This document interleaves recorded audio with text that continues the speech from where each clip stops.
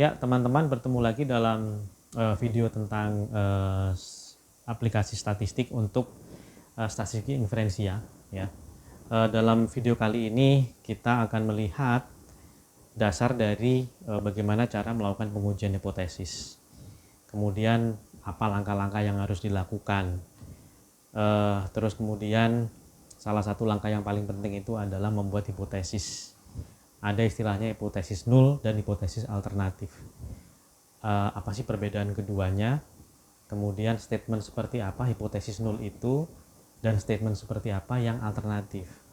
Nah, dalam video tayangan berikut ini kita akan melihat apa sih atau bagaimana sih cara menyusun statement untuk hipotesis nul dan alternatif. Sampai ketemu di video berikutnya. Dalam pengambilan keputusan berbasis data, terdapat 4 tahapan yang harus dipenuhi. Mulai dari penentuan hipotesis, dilanjutkan dengan menentukan metode uji hipotesis yang tepat, kemudian yang pasti melakukan uji tersebut, dan mencapai tujuan akhirnya berupa pengambilan keputusan. Hari ini kita akan belajar mengenai penentuan hipotesis. Namun sebelumnya, apa itu hipotesis? Untuk menjawab pertanyaan tersebut, maka kita bisa melihat definisi yang diberikan oleh KBBI. Namun, secara sederhana, hipotesis adalah suatu gagasan yang bisa diuji kebenarannya. Untuk memahami definisi tersebut, mari kita simak contoh kasus dari ladang Pak Andi. Karena kesuksesannya, Pak Andi mengklaim bahwa jagung produksi ladangnya memiliki rata-rata ukuran yang paling besar di Indonesia. Gagasan tersebut dapat diuji kebenarannya apabila ukuran besar dapat dibandingkan dengan suatu nilai kuantitatif. Sehingga, ide dasar untuk pengujian hipotesa tersebut adalah dengan membandingkan rata-rata jagung produksi ladang Pak Andi terhadap seluruh ladang yang ada di Indonesia. Baik, sekarang kalian sudah lebih memahami apa yang dimaksud dengan hipotesis. Mari kita pelajari mengenai jenis-jenis hipotesis dalam statistika. Terdapat dua jenis hipotesis, yaitu hipotesis nol atau null hipotesis yang dilambangkan dengan H0 dan hipotesis alternatif yang dilambangkan dengan HA atau H1. Hipotesis nol adalah nilai yang akan diuji, sedangkan hipotesis alternatif adalah nilai lainnya yang dapat membuktikan hipotesis nol tersebut salah. Sebagai salah satu contoh, mari kita lihat kasus ladang jagung Pak Andi lagi. Misalkan Pak Andi membuat klaim bahwa rata-rata jagungnya memiliki panjang 32 cm.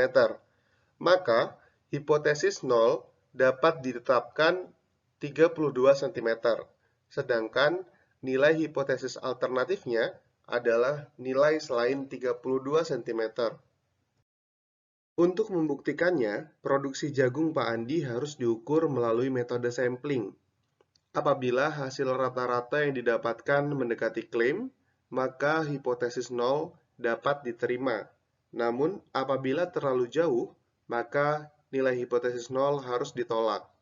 Contoh berikut ini merupakan contoh dari two-sided test atau two-tailed test, di mana nilai di atas dan di bawah hipotesis nol merupakan hipotesis alternatif. Dalam kasus klaim Pak Andi ini, sepertinya tipe one-tailed test lebih cocok digunakan, di mana ukuran yang lebih besar dari klaim bukan merupakan sesuatu yang menggagalkan gagasan tersebut. Sehingga, hipotesis nol ditetapkan pada area di mana rata-rata ukuran jagung lebih besar atau sama dengan 32 cm. Sedangkan, area hipotesis alternatif adalah rata-rata ukuran jagung yang lebih kecil dari 32 cm. Tipe uji one-sided test tidak hanya berlaku untuk nilai hipotesis alternatif yang kurang dari hipotesis nol, namun juga sebaliknya. Sekarang, kalian sudah tahu penggunaan hipotesis nol, hipotesis alternatif, beserta gambaran awal mengenai uji yang digunakan.